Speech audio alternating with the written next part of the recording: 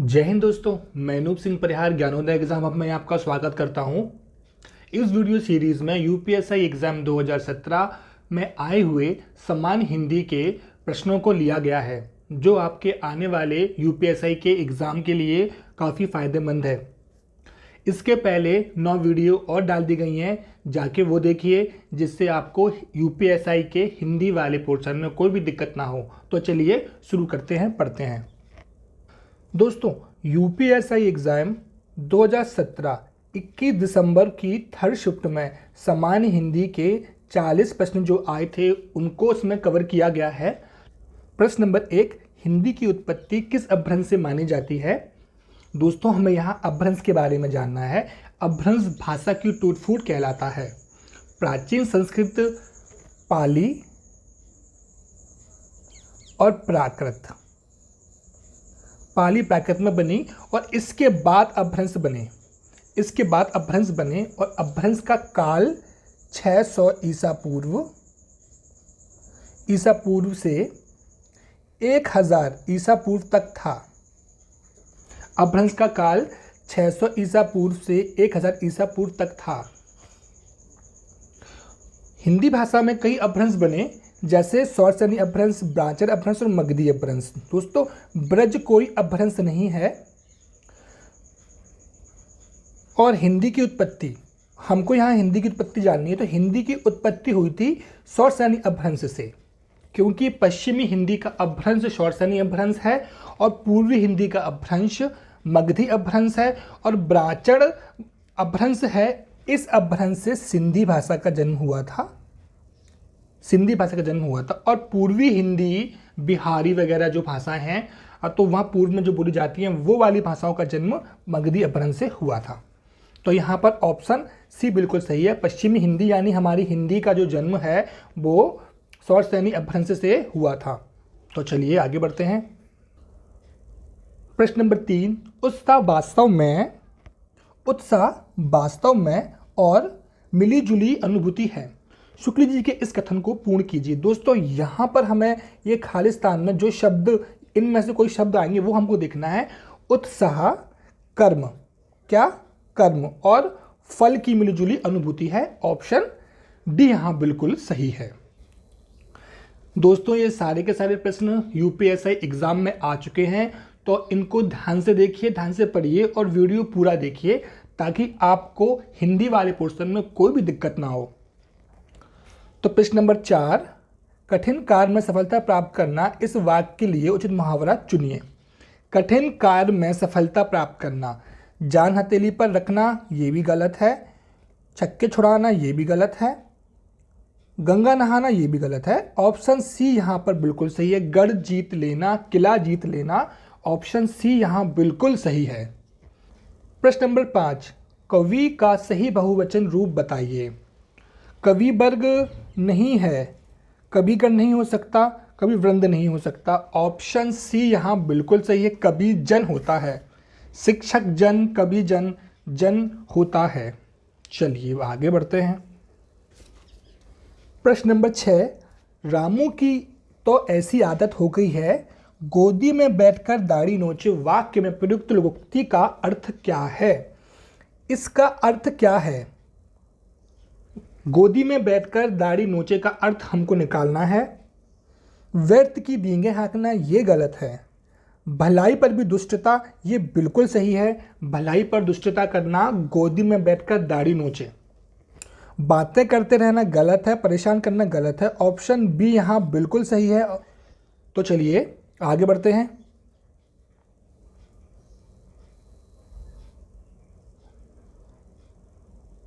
प्रश्न नंबर 7, प्रेरणा स्टूडियो जाएगी। प्रश्न नंबर 7, प्रेरणा स्टूडियो जाएगी में काल भेद बताइए। काल जानना है हमको। क्या जानना है? काल।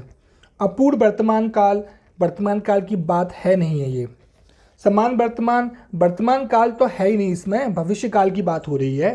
संभाव्य भविष्य ये भी गलत है, वो तो स्टूडियो जाएगी ना, जाएगी। ऑप्शन सी यहाँ पर बिल्कुल सही है। समान भविष्य काल की बात हो रही है। ऑप्शन सी बिल्कुल सही है। प्रश्न नंबर 8, जहाँ एक शब्द से अनेक अर्थ निकले, जहाँ एक शब्द के अनेक अर्थ निकले वह कौन सा अलंकार होता है। दोस्तों हमें यहाँ पर अलंकार का प्रकार निकालना है।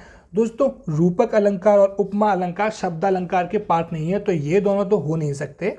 फिर भी इनके बारे में जानते हैं। रूपक अलंकार होता है जहाँ पर रूप और गुण की समानता के कारण उपमा में उपमान में कोई अंतर नहीं होता है, वहाँ रूपक अलंकार होता है। उपमा अलंकार में तुलना की जाती है, उपमा अलंकार में तुलना की जाती है, जैसे राधा का मुख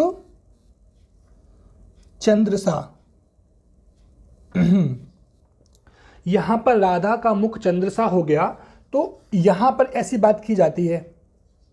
अब बात आती है अनुप्रास अलंकार की। अनुप्रास अलंकार होता है कि जहाँ पर एक वर्ण बार बार आए, कैसे रघुपति, राघव, राजा, राम। रघुपति, राघव, राजा, राम। दोस्तों यहाँ पर रा है, यहाँ रा है, यहाँ रा है, यहाँ रा है, 4 बार हमारा रा यहाँ पर इस्तेमाल हुआ है। एक बार यहाँ, एक बार यहाँ, एक बार यहाँ, एक बार यहाँ। तो क्या इसका अर्थ क्या होता है, वर्ण की आवृत्ति बार बार होती है, तो यहाँ पर अनुप्रास अलंकार है। तो हमें शब्द की बात हो रही है, वर्ण की बात नहीं हो रही है, तो ये नहीं हो सकता। यहाँ पर श्लेष अलंकार बिल्कुल सही है, क्योंकि एक शब्द के साथ अनेक अर्थ चिपके होते हैं, वहां पर श्लेष अलंकार होता है। एक शब्द के साथ एक शब्द के अनेक अर्थ हों। ऑप्शन सी यहाँ बिल्कुल सही है। चलिए आगे बढ़ते हैं। प्रश्न नंबर 9, इनमें से कौन सा शब्द स्त्रीलिंग की पहचान नहीं करवाता है। भाषाएं गलत है, नदियां गलत है और बोलियां भी गलत हैं। ऑप्शन बी बिल्कुल सही है, देश पुल्लिंग शब्द है। नंबर 10, 3 बेर खाती थी 3 बेर खाती है, यह किस अलंकार का उदाहरण है। दोस्तों उपमा नहीं है, श्लेष नहीं है, वक्रोक्ति नहीं है। ऑप्शन डी यमक है। यमक में एक ही शब्द बार बार आता है। यहाँ पर बेर शब्द एक बार आकर और दूसरी बार आकर अलग अलग अर्थ दे रहा है। 3 बेर खाती थी मतलब 3 बार खाती थी, 3 बार खाती थी। उसके बाद नेक्स्ट पंक्ति में क्या है, बेर आया, तो यहाँ बेरी के बेर की बात हो रही है। किसकी बात हो रही है, बेरी के बेर की बात हो रही है। तो यहाँ पर बेर शब्द 2 बार आके दोनों बार अलग अलग अर्थ दे रहा है, तब हम यमक अलंकार में से मानते हैं। ऑप्शन डी यहाँ बिल्कुल सही है। चलिए आगे बढ़ते हैं। प्रश्न नंबर 11, इलाहाबादी अमरूद मीठे होते हैं, यहाँ क्या विशेषता बताई जा रही है। विशेषता मतलब विशेषण। यहाँ पर किस प्रकार का विशेषण है हमको ये बताना है। दशा गलत है, गंध गलत है, स्वाद भी गलत है। देखिए अमरूद कहाँ के हैं, अमरूद इलाहाबाद के हैं। ठीक है, विशेषता क्या है अमरूदों की, इलाहाबादी अमरूद हैं, वो इलाहाबाद के हैं। तो स्थान की बात हो रही है ना, स्थान की बात हो रही है, अमरूद इलाहाबाद के हैं, तो एक पर्टिकुलर एक स्थान के बारे में बात हो रही है। तो यहाँ पर ऑप्शन डी बिल्कुल सही है। प्रश्न नंबर 12, कहानी शब्द का बहुवचन क्या है। ऑप्शन ए कहानियाँ नहीं है, कहानी नहीं है, कहानियों भी नहीं होगा। ऑप्शन बी यहाँ बिल्कुल सही है। प्रश्न नंबर 13, बर्तनी की दृष्टि से शुद्ध शब्द छांटिए। जो शुद्ध है हमें वो निकालना है। दोस्तों यहाँ पर अभिराम गलत है, अभिराम गलत है, अभिराम ये वाला अभिराम बिल्कुल सही है। ऑप्शन सी यहाँ बिल्कुल सही है। प्रश्न नंबर 14, आंचलिक उपन्यासकार की संज्ञा इनमें से किसे दी गई है। आंचलिक उपन्यासकार की संज्ञा दी गई है फणीश्वरनाथ रेणु को, जो आंचलिक उपन्यासकार थे। आंचलिक मतलब होता है प्रकृति और आधुनिकता संस्कृति में एक संतुलित रचना करना, वो आंचलिक कहलाता है। चलिए आगे बढ़ते हैं। बीजक के रचनाकार कौन है। Option D Kabirdas. बंधन शब्द का उचित विलोम शब्द कौन सा है। बंधन शब्द का उचित विलोम शब्द, बंधन का देखेंगे तो मुक्ति होगा। क्या होगा? मुक्ति। ऑप्शन सी यहाँ बिल्कुल सही है। स्वतंत्र नहीं है, कैद नहीं है, बंदी नहीं है। ऑप्शन सी यहाँ बिल्कुल सही है। चलिए आगे बढ़ते हैं। प्रश्न नंबर 17, जो खग हो तो बसेरो करो मिली कालिंदी फूल की डाल, रिक्त स्थान में सही शब्द चुनिए। दोस्तों यहाँ पर इस स्थान में कौन सा वाला ऑप्शन आएगा ये हमें यहाँ देखना है। चलिए देखिए दोस्तों, ये जो लाइन है, ये पूरी लाइन जो है ये किनकी है? ये रसखान जी की है। किनकी है? रसखान जी की है, जो ब्रज भाषा के सबसे अच्छे कवि माने जाते हैं, जिनने अपनी कविताओं में ब्रज भाषा का इस्तेमाल किया गया है और इस लाइन में भी ब्रज भाषा का प्रयोग है। रसखान जी कहते हैं कि अगर मैं कवि नहीं होता, अगर मैं अगले जन्म में पक्षी बनूं, रसखान जी कहते हैं अगर मैं अगले जन्म में पक्षी बनूं तो मुझे कालिंदी, बोले तो यमुना, यमुना का पर्यायवाची यहाँ पर कालिंदी है, और फूल बोले तो कादम्ब, कादम्ब के फूल। किसके फूल? कादम्ब के, कदम्ब के फूल, फूल की डाल पर अगर मैं पक्षी होता तो बसेरा करता यमुना के किनारे खड़े कादम्ब के फूल की डाल पर बसेरा करता। तो रसखान जी इस बात से ये कह रहे हैं। ऑप्शन डी यहाँ पर बिल्कुल सही है। अज्ञा जी को किस कृति पर भारतीय ज्ञानपीठ पुरस्कार मिला? दोस्तों ऑप्शन सी, कितनी नाव में कितनी बार, यहाँ पर बिल्कुल सही है। इस रचना को ज्ञानपीठ पुरस्कार प्राप्त हुआ था। चलिए आगे बढ़ते हैं।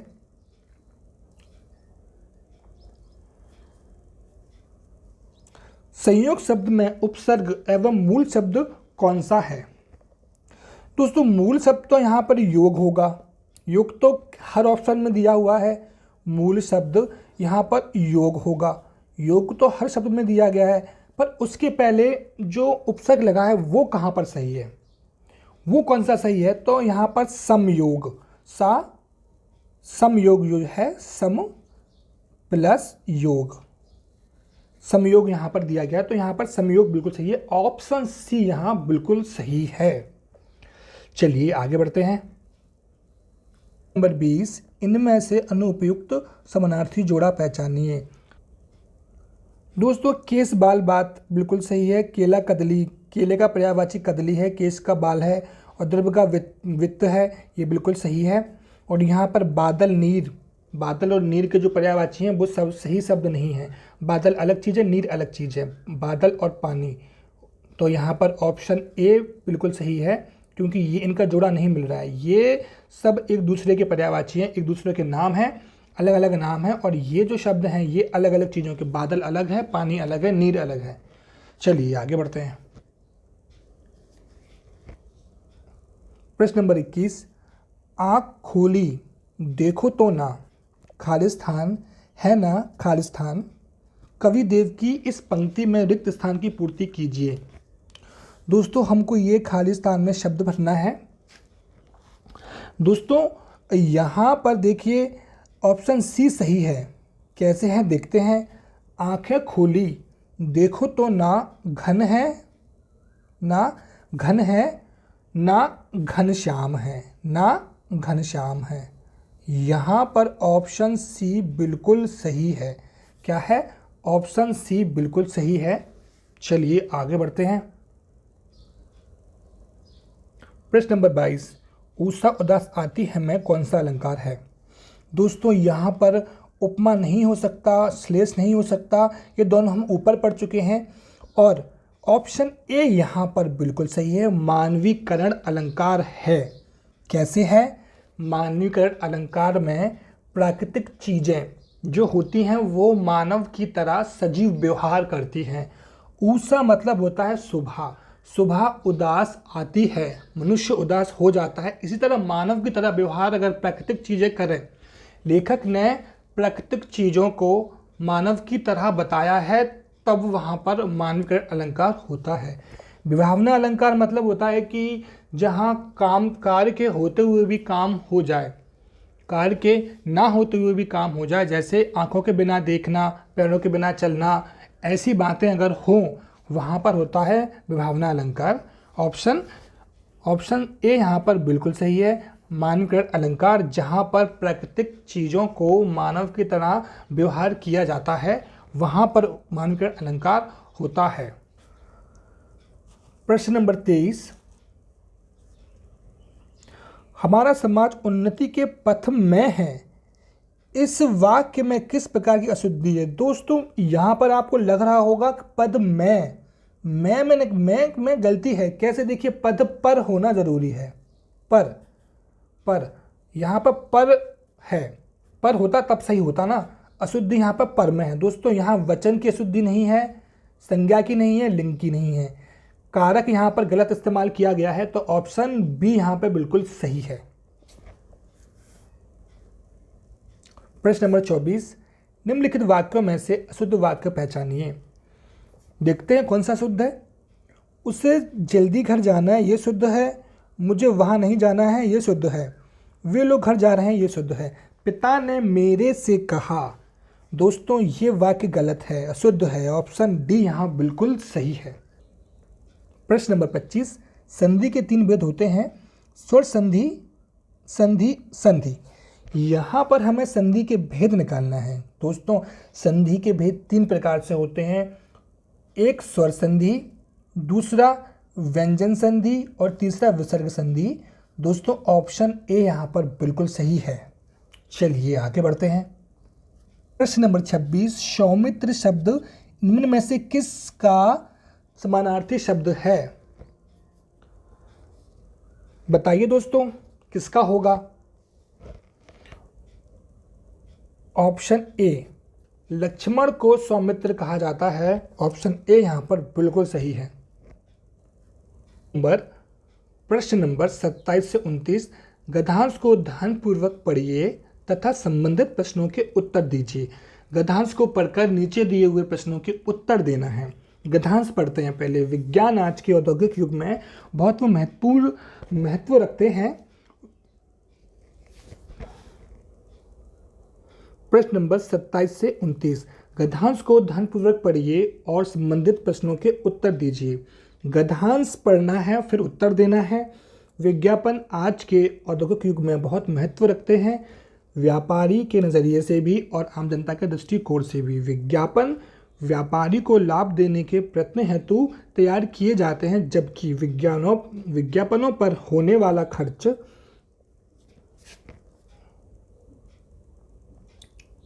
प्रश्न नंबर 27 से 29, गद्यांश को ध्यानपूर्वक पढ़िए तथा संबंधित प्रश्नों के उत्तर दीजिए। इस गद्यांश को पूरा पढ़ के हमको नीचे दिए हुए प्रश्नों के उत्तर देना है। तो पहले से पढ़ते हैं क्या है इसमें, देखते हैं।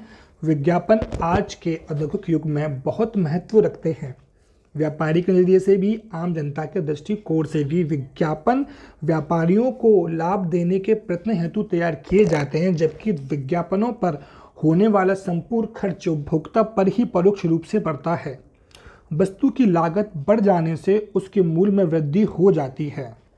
बिल्कुल सही चीज़ बताई गई है इसमें। देखिए दोस्तों, ब्रांडिंग जो होती है, बड़े बड़े ब्रांड होते हैं, वहाँ पर जो भी खर्चा प्रचार में करते हैं वो सारा का सारा कस्टमर के ऊपर डाल दिया जाता है। ये बात की गई है इसके ऊपर। और फ़ायदा किसका होता है?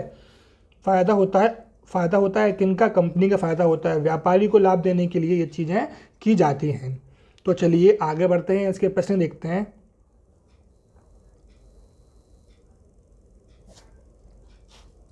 दोस्तों किसके द्वारा उपभोक्ता पर परोक्ष रूप से शोषण किया जा रहा है?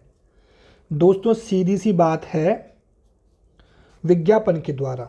विज्ञापन का जो खर्च है वो उपभोक्ता पर डाल दिया जाता है, ये बात ऊपर कही गई है। ऑप्शन ए यहाँ पर बिल्कुल सही है।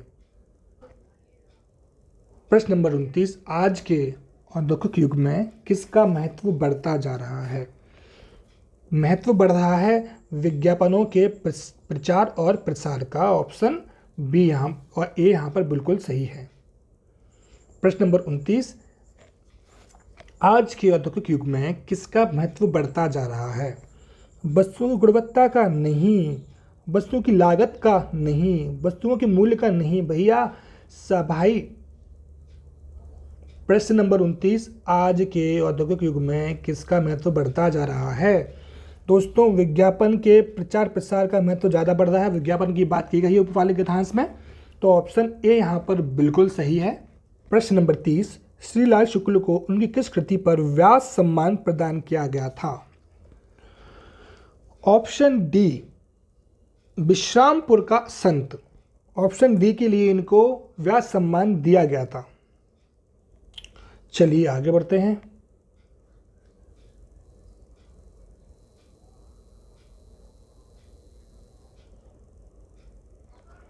प्रश्न नंबर 31, मुद्रित महीपति मंदिर आए, सेवक सचित सुमंत बुलाए, पंक्ति में प्रयुक्त अलंकार कौन सा है? दोस्तों, मैंने आपको बताया था जहां पर एक वर्ण की आवृत्ति बार बार हो। दोस्तों देखिए, मुद्रित में माँ, महीपति में माँ और मंदिर में माँ, यहाँ एक वर्ण बोलो तो माँ एक से अधिक बार आ रहा है, एक से अधिक बार आ रहा है, तो यहाँ क्या है? तो यहाँ अनुप्रास अलंकार है। जहाँ पर कोई भी वर्ण एक से अधिक बार कविता की लाइनों में, पंक्तियों में प्रयोग हो जाए, वहाँ पर अनुप्रास अलंकार होता है। ऑप्शन ए बिल्कुल सही है। चलिए आगे बढ़ते हैं।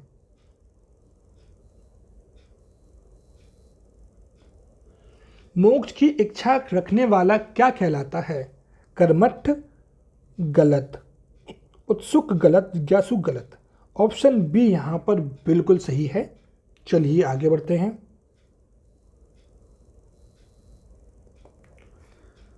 नंबर 33, एक तो करेला, उक्ति पूर्ण करें।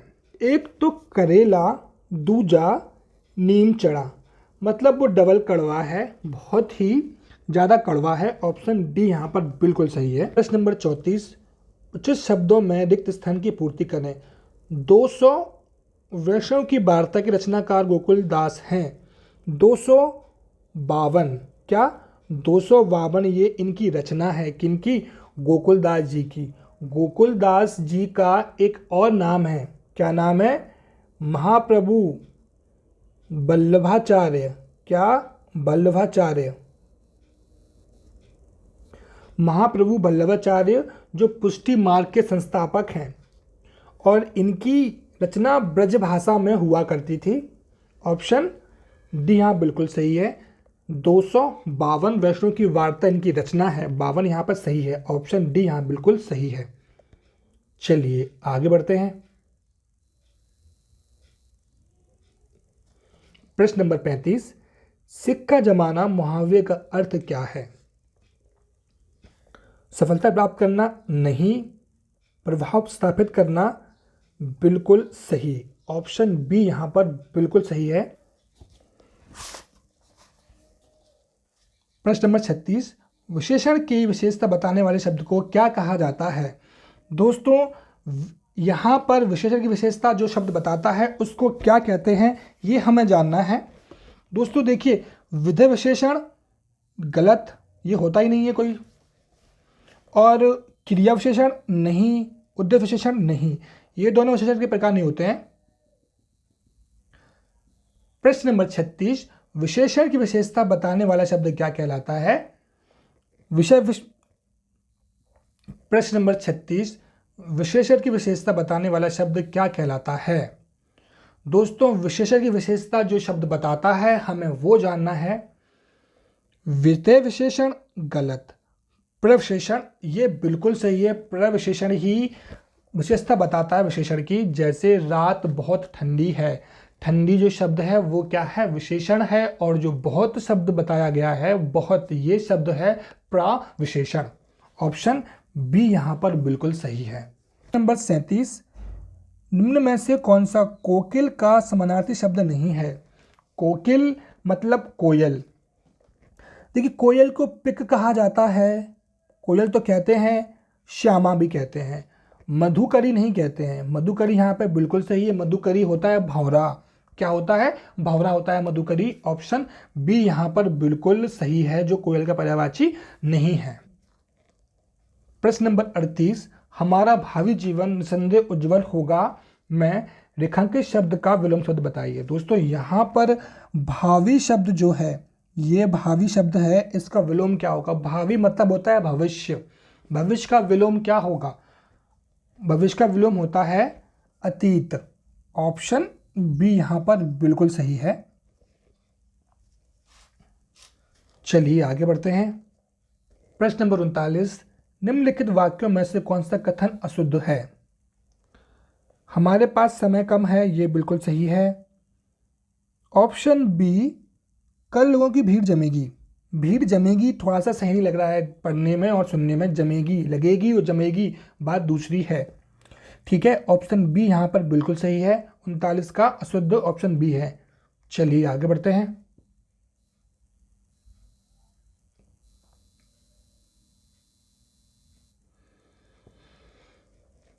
भवानी शब्द का पुल्लिंग शब्द क्या है? भवानी शब्द का पुल्लिंग शब्द क्या है? दोस्तों भवानी बोले तो भगवान, भगवान का स्त्रीलिंग होता है भवानी। तो यहाँ पर ऑप्शन डी यहाँ पर बिल्कुल सही है। दोस्तों वीडियो पसंद आई हो तो लाइक शेयर कमेंट करना मत भूलिएगा। जो लोग चैनल पर नए हैं वो लोग चैनल सब्सक्राइब कर लें ताकि आने वाले वीडियो की जानकारी आपको मिल जाए। मिलते हैं अगली वीडियो में। जय हिंद।